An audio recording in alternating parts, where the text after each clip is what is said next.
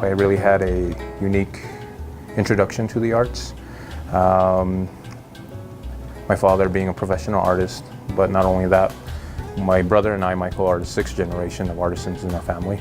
Our great-great-great-grandmother is Namingha, who is recognized for bringing back the traditions of Hopi pottery making.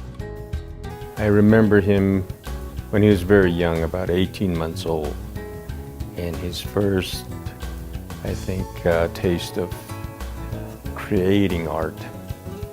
I converted one of our bedrooms into a studio. So I had this safety gate at the door.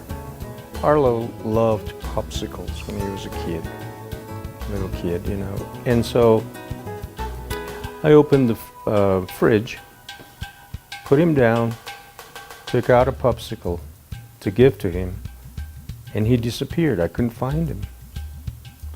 Somehow he crawled underneath the safety gate, got into the paints, and began painting over a completed painting I just did. So that was, I would say, I guess, our first collaboration. I started creating these rattles and carving these casino dolls that are usually given to the young girls of the village and what those are used for are as the learning tools, so that they familiarize themselves with the custom and dress and things of that nature. And so I started doing that mainly for ceremonial purposes. And then having, again, my father there in the studio, and just those interests, we were never really pushed in any particular direction, but you know, they definitely did encourage our interests. I had a couple stations, not only for Arlo when he was young, but also his younger brother, Michael.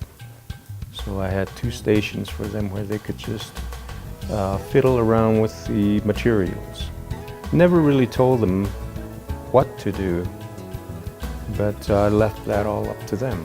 When you have an artist like Arlo Namingha, who is in his own right a state-of-the-art contemporary artist, but at the same time he doesn't forget his roots, and all his work is embedded really with native imagery and his spiritual practices. And I think that's a very unusual gift for us to have in our community.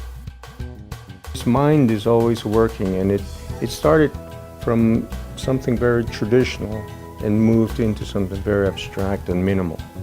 And the play of form, light, shadow, texture, all these are very important parts of being a sculptor. And that's what he's done with his current work.